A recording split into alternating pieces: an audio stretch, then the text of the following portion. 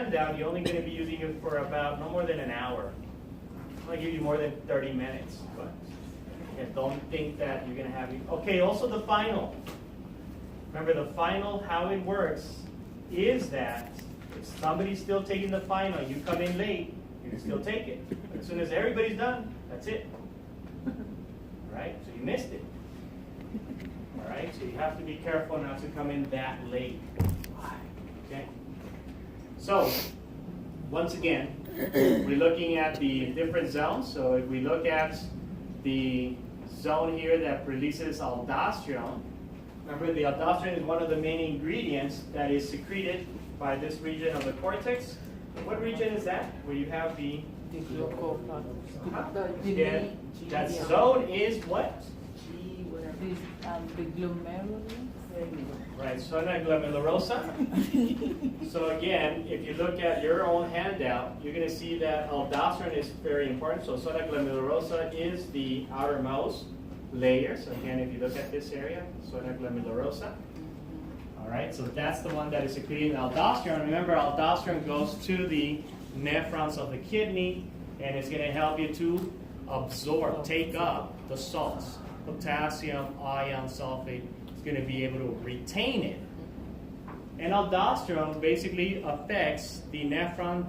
There's three areas of the nephron. So the proximal and the loop of Henle, that's where the ones that are affected at a higher rate. So that way you could retain it. Retain the salt, retain the water in this case. All right. And this mechanism doesn't work alone. It also works with what we call angiotensin II activation. Again, this is the precursor for that, the ROS here. Not the same thing as in the brain. It's just referring to the associated hormones. So this is basically going to work with angiotensin II activation. I haven't talked a lot about that because I'm going to leave that for anatomy too. So this is a mechanism when you get dehydrated, how you're going to be able to detect that by the kidneys sending a signal to the cell. We call it JG cell. They release renin. Renin then goes into the bloodstream, combines with the liver, producing angiotensinogen, becomes angiotensin 1, goes to the lungs, and then in the lungs, you have an enzyme called the angiotensinogen converting enzyme, the ACERS, the ACE enzyme. So that one converts it to angiotensin 2. All right? So it's basically something that we see as an assay for anatomy 2. You should ask Denise about that. So, anyways, so that's the reaction there. So that basically is angiotensin 2 production that's going to help aldosterone be released. So you're not just making aldosterone, you're going to increase the activity with angiotensin 2. So that's one of the key precursors for this. Okay. That's where it comes in, that angiotensin 2. All right, so again, cortisol is very important, but we do see the side effects of cortisol. And it's nicely explained in our textbook. Sometimes this is actually the Cushing syndrome. It's actually induced by doctors. So basically, you don't have the disease, you have the syndrome. How did your doctor induce this disease in you? By giving you the steroids. But you needed the steroids because you had back problems. You see that? You have pain. So by giving you the steroids, definitely over a long period of time, we're talking about 2 years, 2 to 3 years, and that's where we saw the picture of the moon phase, you see that? Or with this girl right here. This is basically what results into the, again, the disease, the prolongation of the steroids, the cortisol that they've been giving you.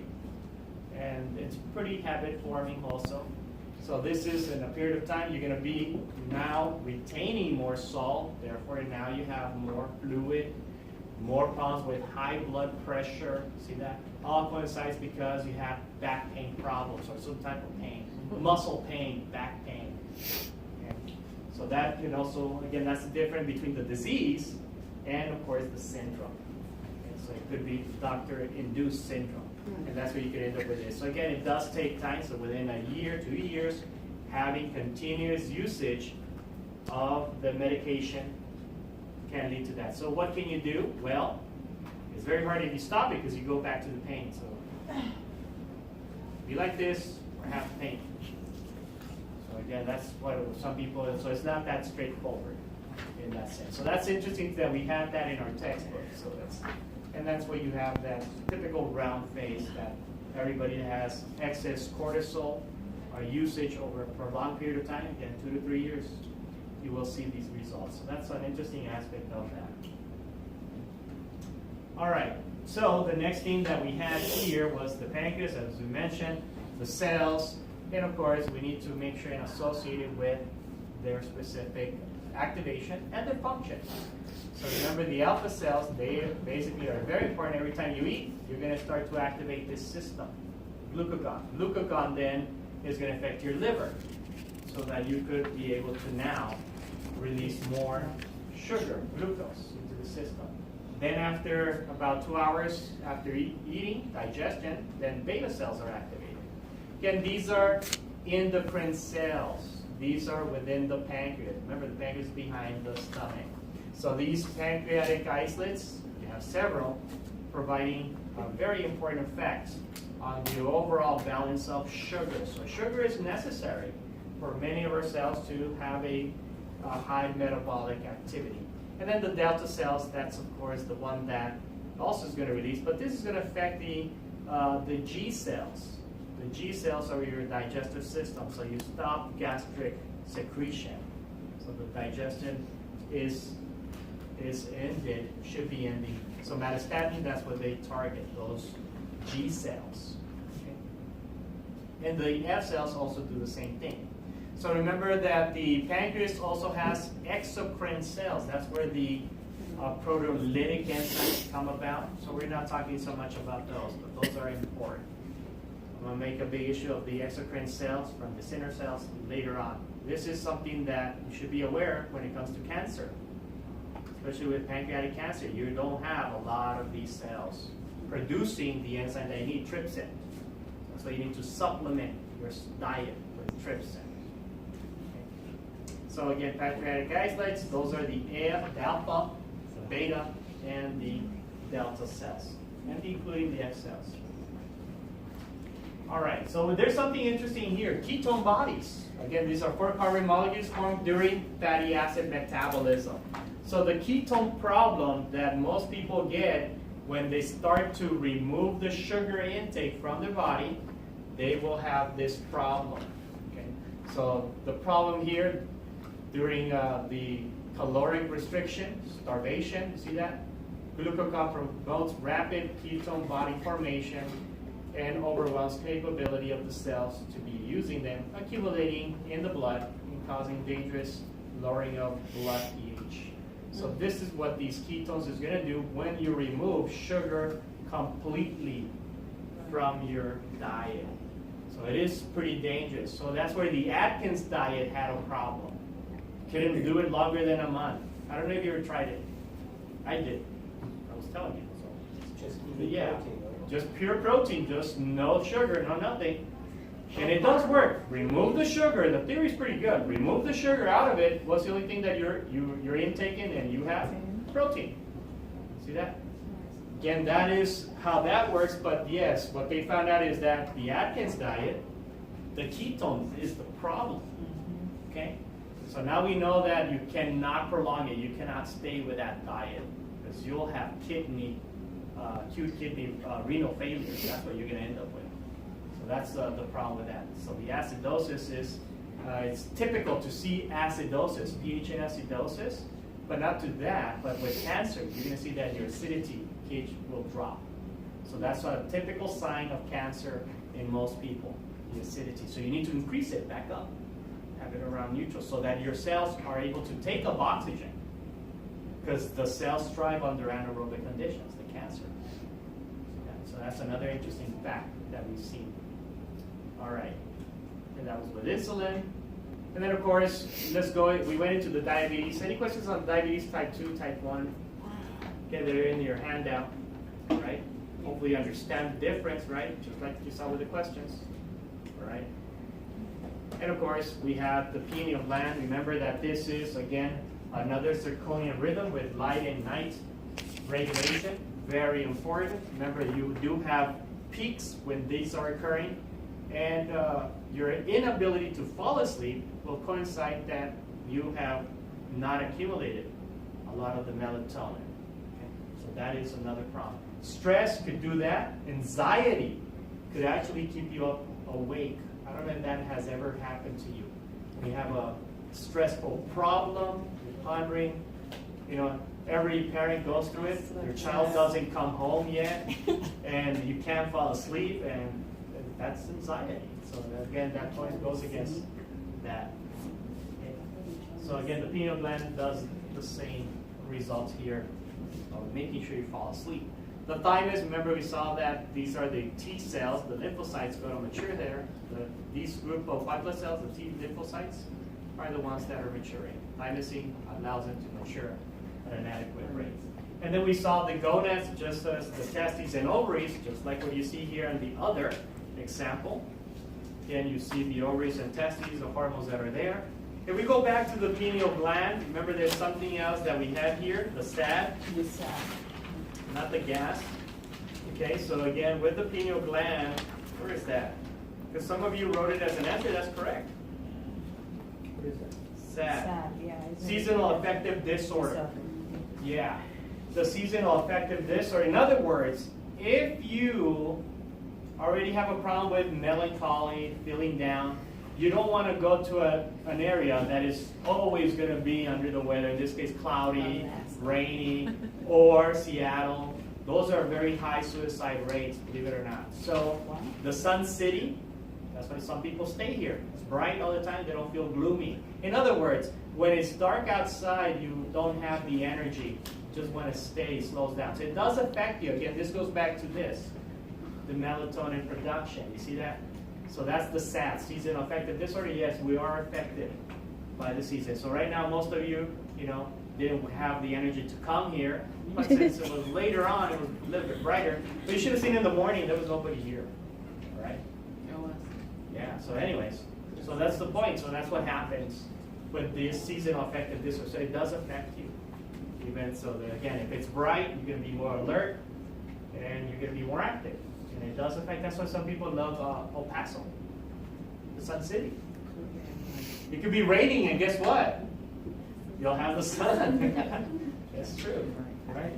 Again, as we mentioned already with the testes and the ovaries, again, it's again unique for those hormones that are there. Yeah, Prophet, it depends on, I guess it's also about the environment. Yeah. It's like from Africa where I come from, even if it's dark and you remember you have to walk, oh my God. Even the kids cannot tell their parents. Yeah, I guess so. No, that is true, for sure, that's a true thing. But again, a lot of people are really, really affected by these changes of the weather. You are affected by them. So we're very sensitive to them. All right, so that's basically it. Any questions that you might still have doubts on? All right, so how about the lab test question? So this is again finishing up the review for our final. So let me go into the syllabus. I want to remind you when the final is scheduled. Remember, the final is not mandatory. If you don't want to take it, don't take it. All right? But whatever your grade is, after you take lab test number 4 on Wednesday, then that's what I'm going to report. Okay?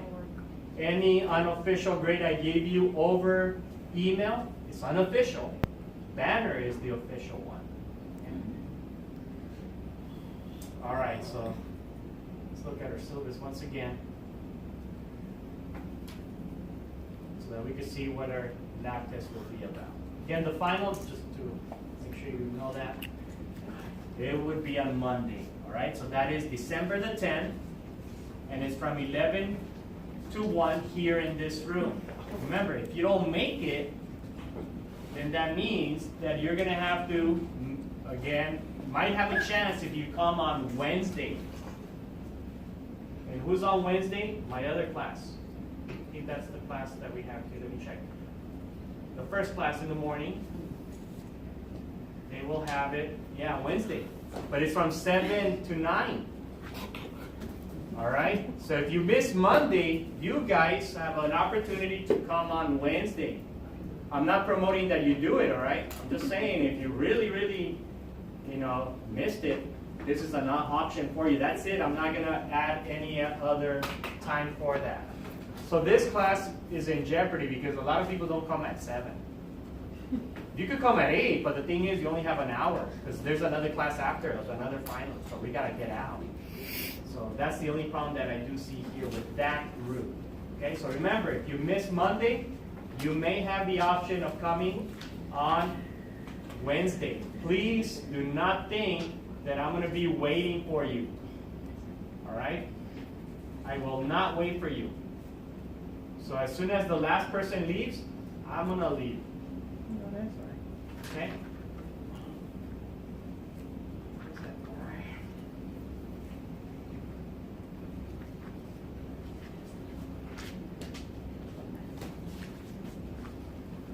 Can't move it over.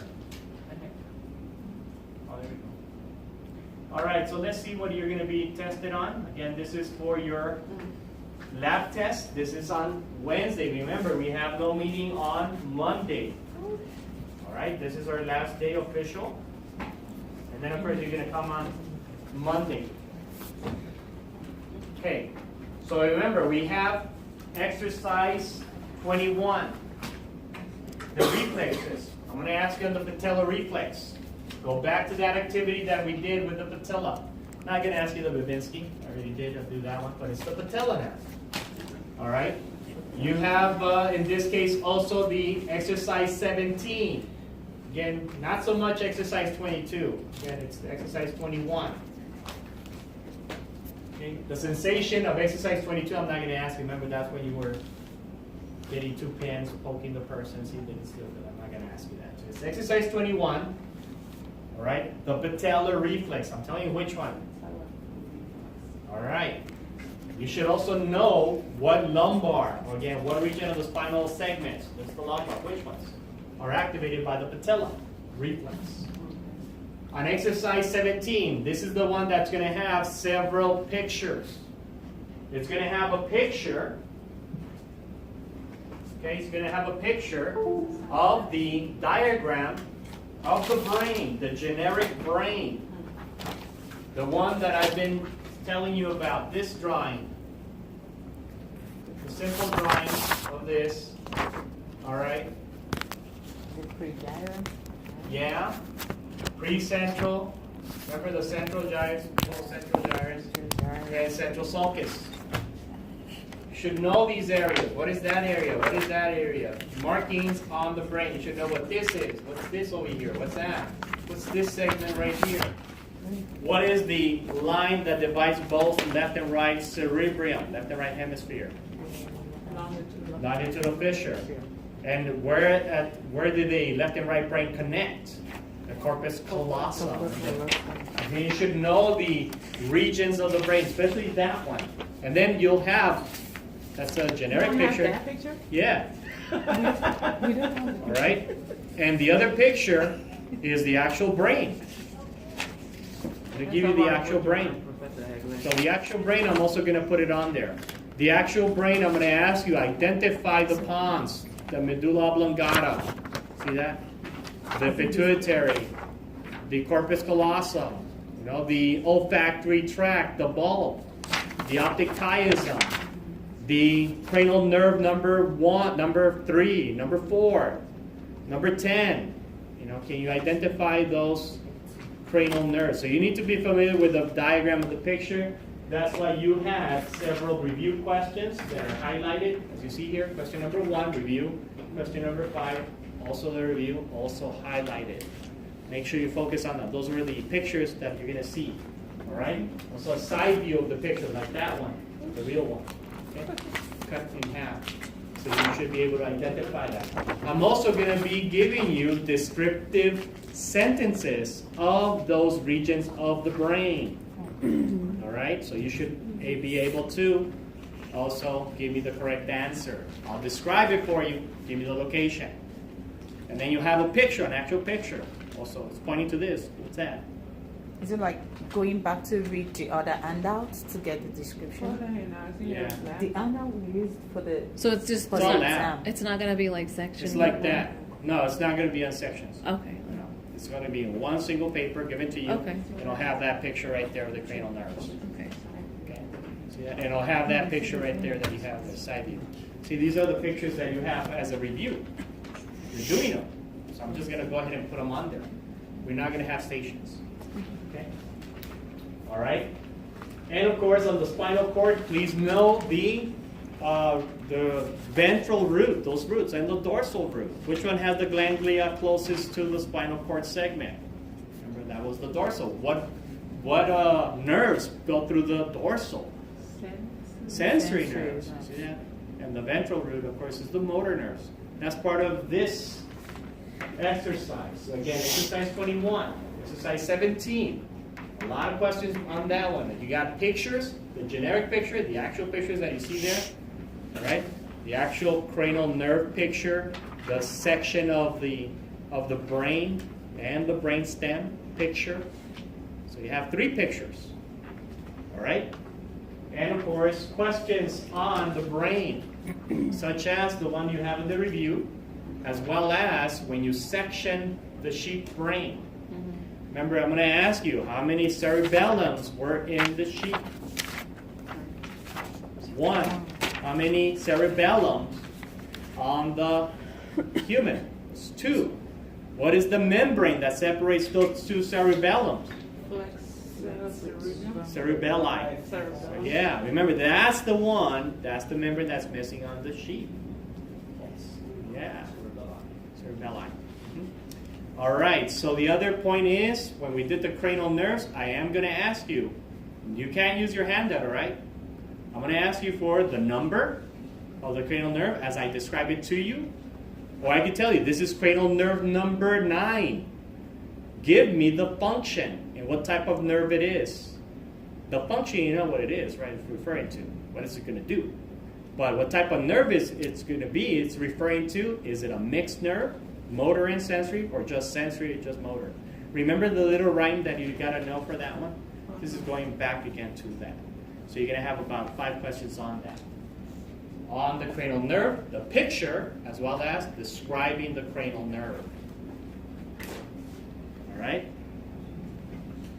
So that is exercise 17. Quite a bit of questions. Exercise 19, remember that's just dorsal root ventral. Any questions so far? Again, this is going just with the activities that you've been doing. On exercise 23, I've been telling you over and over, I'm going to put on you, again, a diagram of the tracts. Okay? The median level visual tracts. You know what I'm talking about, right? Let me put up. See that? And once again, I'm going to ask you, so we're talking about these tracks right here. This track right here. See that? So I'm going to give you only 2 questions. Again, if there's a problem here, what's going to be the result of this site? What's going to be impeded? Which one is not going to be impeded? Again, if there's a problem here, then follow the tracks. Okay? Again, got to focus on the brain. I'm going to say that. This is going to be the right side of the brain. This is the left side. Like you see it here. Okay, so remember that you're looking underneath. All right? So this person is like this. That. It's a cutoff area. All right? It's not from the top down. That's how you should orientate it. Okay, so again, that question will be there. This question will be there. All right? Yeah. What is that? All right? What about when you have, in this case, farsightedness? So again, for farsightedness, remember that is a person that you see that the light is not hitting the retina, it's bypassing the retina. That's farsightedness. Yeah. In other words, the hyperopic eye, myopic eye, and nearsightedness. The light is not reaching the retina, it's before. So that's why you need a different style of lens.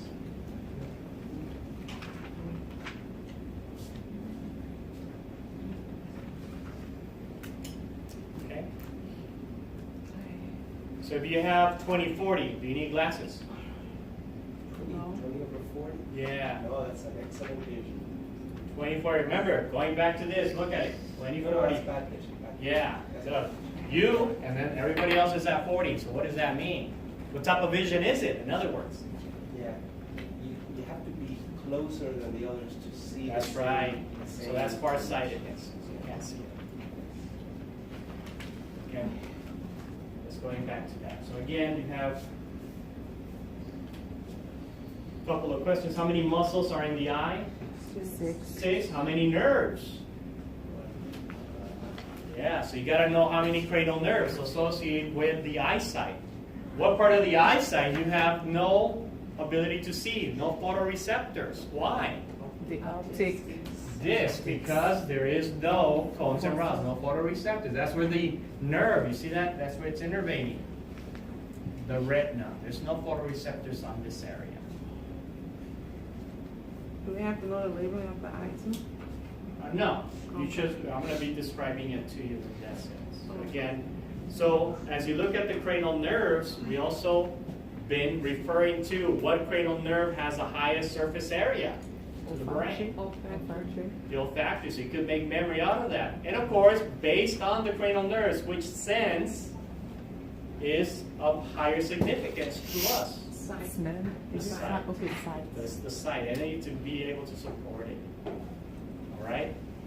So our lab for today, remember, it deals with, that's basically it that you're going to see. So today's lab is going to coincide with the hearing. So we have the otoscope here. Be careful with these, the otoscopes. We have the alcohol, but these are new. All right? So if people don't trust it, I wouldn't trust it. You still put alcohol on the ear tips. These are new. All right? So the otoscope, again, is here so that you can do that activity. So that is, again, the otoscope, which is activity number 2. All right, so the way you do this, please make sure that you turn it off so that the batteries do last. Again, just put them together.